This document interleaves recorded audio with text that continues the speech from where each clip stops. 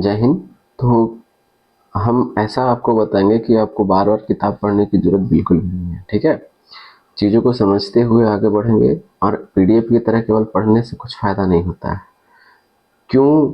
आखिर रीज़न आखिर क्या था ये एक्ट 1773 ईस्वी का लाने का, ठीक है। फिर उसके बाद 1781 ईस्वी को जो एक्ट आया वो लाने का रीज़न क्या था, वो सभी चीज़ों को हम कारण सहित पढ़ेंगे तो ज़्यादा दिन तक याद रहेगा, ठीक है। चलिए, तो कल थोड़ा सा हमने जो पढ़ा था उसका रिवीजन कर लेते हैं। क्या रिवीजन कर लेते हैं कि 1773 ईस्वी का जो रेगुलेटिंग एक्ट आया था, क्यों आया था, कैसे आया था, डिटेल्स हम कल का वीडियो में डालें।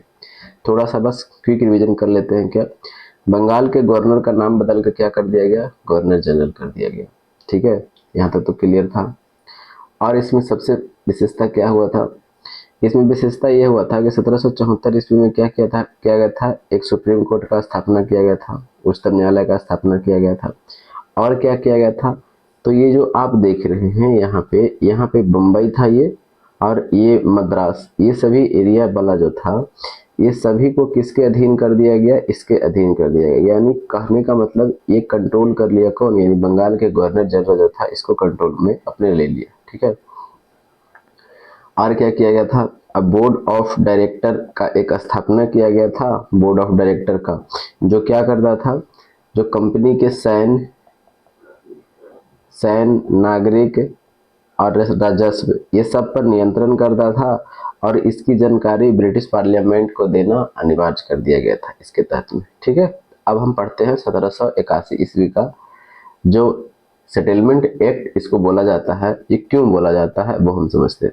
जैसे में 1773 ईस्वी का एक्ट जो आया था ये पहला एक्ट था, ठीक है, क्योंकि इससे पहले कोई एक्ट वगैरह नहीं आया था। ये 1773 ईस्वी का जो एक्ट है पहला एक्ट है, और इसमें बहुत सारा खामियां था, ठीक है। और इसी खामियों को दूर करने के लिए 1781 ईस्वी में एक एक्ट आता है, ठीक है। 1781 ईस्वी में एक्ट आता है, किसको, खामियों को दूर करने के लिए। इसी खामियों को दूर करने के लिए 1773 ईस्वी के जो रेगुलेटिंग एक्ट आया उसमें कुछ कमी रह गया था, तो उसी को दूर करने के लिए यानी उसमें और ऐड किया जाए, तो इसीलिए 1781 ईस्वी में एक एक्ट आता है और उसका नाम पड़ जाता है क्या, एक्ट ऑफ सेटलमेंट। तो आखिर क्या इसमें कमी रह गया था भाई, वो देखना है, क्योंकि क्वेश्चन तो हमको बनेगा, हमको तो पढ़ना है ना, क्योंकि क्वेश्चन तो यहाँ से बनते हैं, ठीक है। चलिए, अब हम बात बताते हैं कि 1781 ईस्वी का जो एक्ट ऑफ सेटलमेंट है उसमें क्या क्या था। अच्छा, हम चर्चा किए थे 1773 ईस्वी का रेगुलेटिंग एक्ट में। देखिएगा, एक तरफ हम 1773 ईस्वी का रेगुलेटिंग एक्ट लिखेंगे और एक तरफ 1781 ईस्वी का अमेंडमेंट एक्ट लिखेंगे, इससे आपको क्लियर होते चलेगा। हमने क्या बताया था कि 1773 ईस्वी का रेगुलेटिंग एक्ट में बंगाल के गवर्नर का नाम बदल करके क्या कर दिया गया, गवर्नर जनरल कर दिया गया, और इसकी सहायता के लिए एक कार्यकारी परिषद बनाया गया था। तो कहिएगा कि हाँ जी बताए तो थे, यानी इसकी सहायता के लिए एक कार्यकारी परिषद बनाया गया था। एक कार्यकारी परिषद कितने मेंबर में, कितने इसके मेंबर कितने थे, तो 4 मेंबर थे, ठीक है। अब यही बात यहाँ पे क्या बोला गया है इसी में कि ये जो गवर्नर है ना भाई, गवर्नर जनरल जो है ना, और ये कार्यकारी परिषद जो है ना, यानी कहने का मतलब क्या है, ये गवर्नर और ये जनरल, ये गवर्नर जनरल है एक, और एक ठो और कौन है, ये कार्यकारी परिषद। कौन कौन, गवर्नर जनरल और कार्यकारी परिषद, ये दोनों जो दोनों होगा, ये जो उच्चतम न्यायालय है यानी सुप्रीम कोर्ट है, इससे ये बाहर होगा, ये हमारे क्षेत्र में नहीं आएगा। यानी इसको कहने का मतलब क्या है कि तुम कुछ भी करो, हमें उसे कोई लेना देना नहीं है। यानी अभी कहने का, अभी के लिहाज से देखे कि मोदी जी को बोल दे सुप्रीम कोर्ट की आप कुछ कीजिए, हमसे आपको लेना देना नहीं है, तो क्या आपके हिसाब से लगता है कि ये जनता के हित में है, तो कहे कि नहीं, बिल्कुल नहीं है। क्योंकि आप न्यायालय के अंतर्गत में नहीं आएंगे तो कोई भी चीज आप गलत करेंगे तो न्यायालय में तो उसको सुनवाई नहीं हो सकता है। तो समझ रहे हैं ना कितना मनमानी हो रहा है, जो यही बात यहाँ पे बताया गया है। यानी गवर्नर जनरल और जो कार्यकारी परिषद जो 4 गो मेंबर था, उन दोनों को क्या किया जाता है कि इसको सुप्रीम कोर्ट से बरी कर, यानी मुक्त कर दिया जाता है। यानी आप हमारे क्षेत्र में नहीं आते हैं। अगर देखो वैसे नहीं समझ में आ रहा है तो, जैसे मैं कहने का मतलब क्या है, ये इंडिया है, और ये पाकिस्तान है, ठीक है।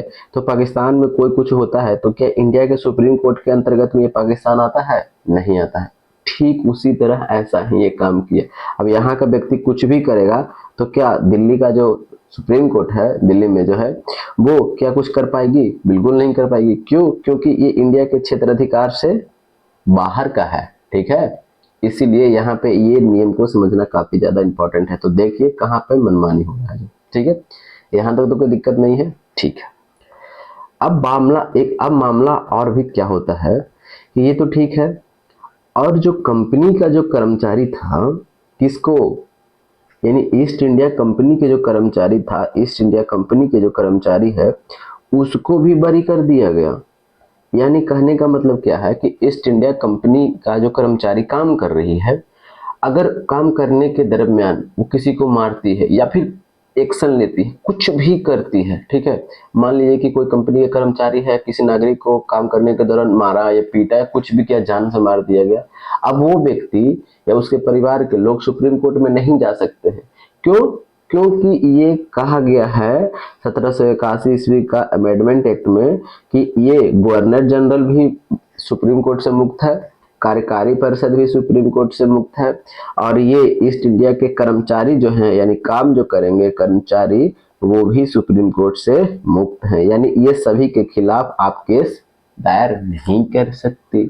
अब बताइए, ये मामला ये है। यहाँ तक तो कोई दिक्कत नहीं है, चलिए, कोई दिक्कत भी नहीं होना चाहिए। अब हम पढ़ते हैं क्या आगे। इसको तो सुप्रीम कोर्ट से बाहर कर दिया गया, लेकिन जितना भी कलकत्ता की जो जनता थी, कलकत्ता के कौन कौन जनता सब होगी, तो कलकत्ता की जो जनता थी वो सब जनता को किसको कर दिया गया? सुप्रीम कोर्ट के अंतर्गत में कर दिया गया, यानी उच्चतम न्यायालय के अंतर्गत में कर दिया गया। यानी जितना जो जनता था वो सुप्रीम कोर्ट के अंतर्गत में आ गया। जैसे में अभी हम लोग किसके अंतर्गत में आते हैं, यानी कोई भी सुनवाई करना हो तो हम लोग न्यायालय के अंतर्गत में जाएंगे, न्यायालय के अंदर ही जाएंगे ना, न्यायालय में कुछ अपील करेंगे। अब वही बात, यानी सुनवाई भी कौन करेगी? न्यायालय करेगी। ये कलकत्ता के जितने भी जो जनता थे वो सब जनता किसके अंतर्गत में आ गया? तो ये आ गया सुप्रीम कोर्ट, यानी 1774 ईस्वी में जो स्थापना हुआ था उच्चतम न्यायालय, उसके अंतर्गत में आ जाता है। और यहाँ मामला दो गो होता है, एक आता है हिंदू वाला और एक आता है मुस्लिम वाला, ठीक है। तो हिंदू वाला जो मामला तय होगा, क्योंकि हिंदू के विवाह और रीति रिवाज अलग है, ठीक है, और मुस्लिम के विवाह रीति रिवाज अलग है, तो इसीलिए दोनों के जो मामले तय होंगे वो अपने अपने रीति रिवाज से, यानी हिंदू के जो मामले तय होंगे, हिंदू के जो रीति रिवाज है उसके तहत में तय होंगे, और ये मुस्लिम वाला जो है, ये मुस्लिम के अपने अपने रीति रिवाजों से क्या होंगे? तय होंगे। दोनों को तो क्लियर हो गया, ठीक है। आप समझते हैं, अगला चीज देखते हैं। अब अगला चीज में क्या होता है वो चीज को देखना है। अब प्रांतीय न्यायालय की बात समझते हैं। प्रांतीय न्यायालय क्या होता है, जो हम समझाते हैं अभी।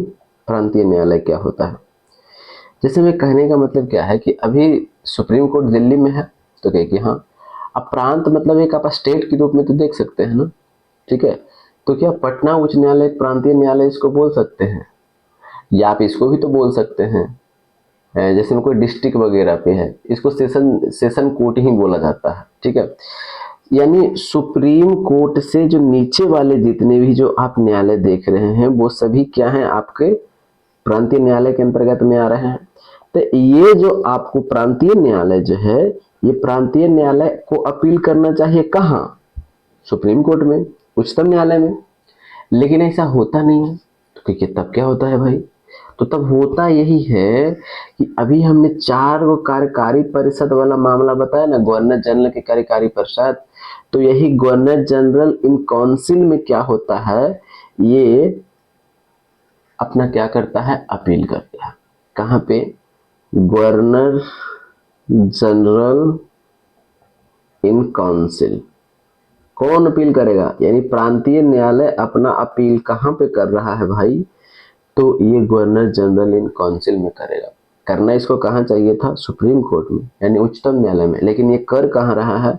तो ये गवर्नर जनरल इन काउंसिल में कर रहा है। यानी कहने का मतलब समझ रहे हैं ना कि ये जो न्यायालय जो है स्वतंत्र रूप से काम नहीं कर रही है, न्यायालय जो है सरकार के अंतर्गत में काम कर रही है। अब समझ में आ गया? कोई दिक्कत तो नहीं है? चलिए ठीक है, क्योंकि यही जो और यही गवर्नर जनरल इन काउंसिल जो है इसके लिए क्या करेंगे, नियम बनाएंगे। तो आप ही खुद बताइए, सब काम यही कर रहा है गवर्नर जनरल इन काउंसिल, तो ये क्या न्यायालय जो है अपने मन से काम करेगी? यानी अपने मालिक के खिलाफ ही कभी बोल पाएगी न्यायालय? नहीं, क्योंकि जैसे ही बोल पाएगी इसका अपील यहाँ पे जाएगा और इसको खारिज कर देगा। और ये नियम यही बनाता है, गवर्नर जनरल काउंसिल बनाता है, किसके लिए? तो प्रांतीय न्यायालय के लिए। तो समझ में आया? इतने सारे मामले हैं, आपको दिखना है। ठीक है, कंप्लीट हो गया। तो अब हम ये सब जो पढ़ रहे हैं ना, ये सभी चीज, ये सभी हम लक्ष्मीकांत का जो पॉलिटी का बुक आता है, काफी पॉपुलर वो बुक है, उसी से हम पढ़ रहे हैं। ठीक है, तो सेशन के बारे में बताइएगा। ठीक है, जय हिंद, जय भारत।